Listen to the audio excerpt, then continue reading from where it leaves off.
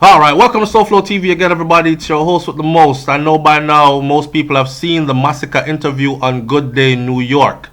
Here are some things that you might have missed or need to be really appreciated for. Let me say first of all that it was a good look for Jamaica. It was a good look for dancehall music, right? It was a good look for brand Jamaica, and it was definitely a good look for the dancehall artist them and for Masicka himself.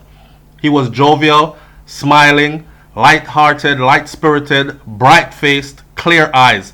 I'm used to seeing Masicka high, slow-moving, and that's one of the things that I thought actually holds him back in live performances, because I don't know if he's high or drunk, a little bit tipsy or whatever, but him always seemed that way. In this interview, I saw a different Masicka, someone that was vibrant, up, bright, right? The lady said, "What did you have for breakfast?" He said, "Just a cup of coffee," because they briefed him before and told him that he needed to be there early, and so apparently never bought him morning split. Definitely not high and not slow moving. Thing I liked about in this interview is he used patois, but in moderation. He still kept it clear enough for all viewers to understand. Like, some Jamaican artists need to understand that when you come on a show, especially international, like when you hit prime time, daytime in the US television on Fox, you are in the major leagues. Okay?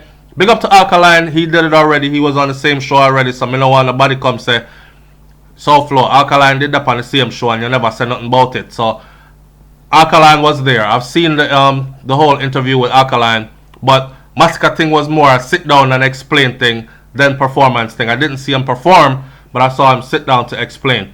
Now, the thing about using the patois, you can alienate so many people, and I understand trying to keep the authenticity of who we are, but you can alienate so many people who don't understand exactly what is being said, then they just switch the channel. But he kept it even, right? So big up to him for that. Big up everybody from Kingston, Jamaica. That part when he said that, big up everybody from Kingston, Jamaica. I thought to myself, damn, he could have said big up the whole Jamaica. You know what I'm saying? That would have been enforcing brand Jamaica. But a Kingston in place, and he did redeem himself later on. Portmore in the spotlight. The reporter mentioned Vybz Kartel before Masicka even mentioned Vybz Kartel. And I thought for a second, like, yo, Masicka was out there trying this thing before, but him really never bust through the gate until Vybz Kartel co-signed him. And knowing that they're both from the same place, them both come from Portmore, so it wasn't no shade thrown though. She was just quick on the draw. She obviously knows about Vybz Kartel as the biggest thing out of. So she mentioned him quickly, right? And rightfully so. So Portmore was in the spotlight. Kartel get a mention.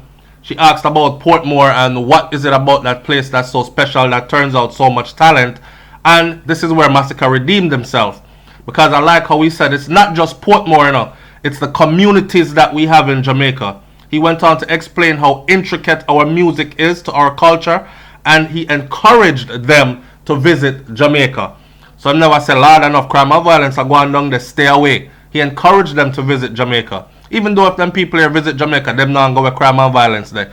But I've seen people visit Jamaica, like white girl in the ghetto in a party, and nobody not bother her. So there you have it. It is our brand of dancehall that is different from dancehall that's known around the world. When the reporter said that, is our brand of dancehall that's different from the dancehall that's known around the world, I said, wow.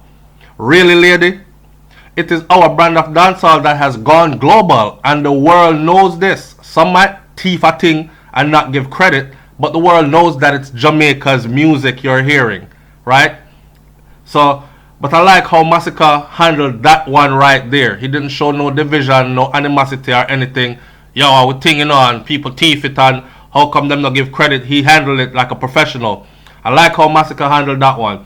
He brought it back to universal language, global influence, and even admitted that we sample their thing and them sample ours. You know what I'm saying? They tap into ours, we tap into theirs, but it's all love.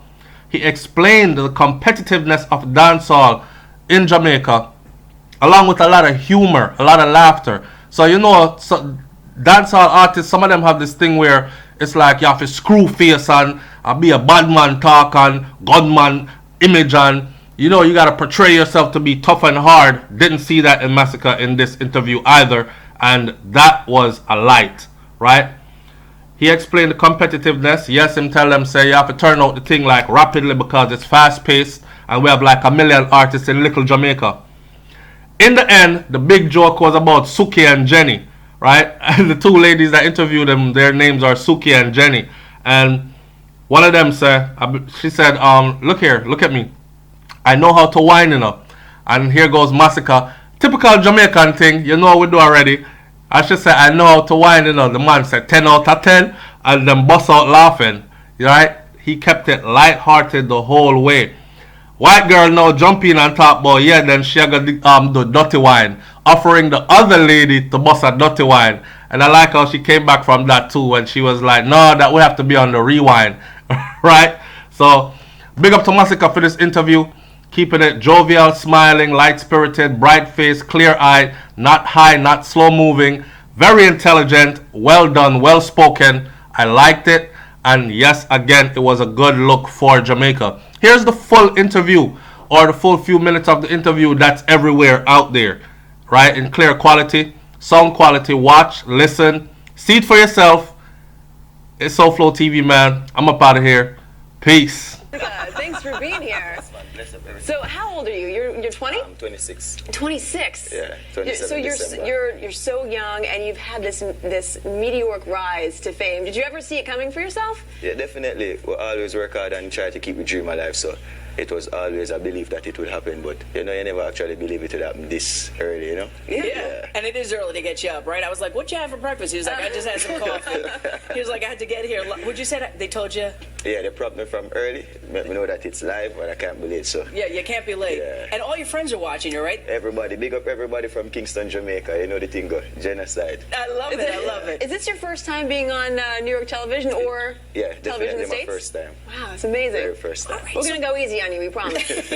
So let's educate everybody on just what the music is and the feel is and what we need to know as we are experiencing music on this global scale now. All right, you don't know, in Jamaica, the music is definitely more a traditional thing. Like if you grew up in a community in Kingston, Jamaica, I'm from Portmore. Yeah. So all of us would have come on the block, play music, listen to music. So it's always a thing we grew up with. You understand? So music is something that definitely inborn in us and stuff like that. So it's a huge part of my living. I mean, you're not the only big name to come out of Portmore. No, a lot Vibes of artists, Cartel. Vibes Cartel. Yeah. What do you think it is about Portmore that's turned out so many big artists and has given you so much inspiration? And you know, it's not just Portmore. I think it's the communities in Jamaica. We have a strong love for music, the passion for music. So if you come to Jamaica, you guys should visit Jamaica. Definitely. Yeah, and you realize that the community is a strong culture for dancehall music. Yeah. But U.S. dancehall is different than what's dancehall known around the world, right? Not necessarily. Okay. Not necessarily, because it's the same music and it's one universal language. So it's not necessarily different, but you have the U.S.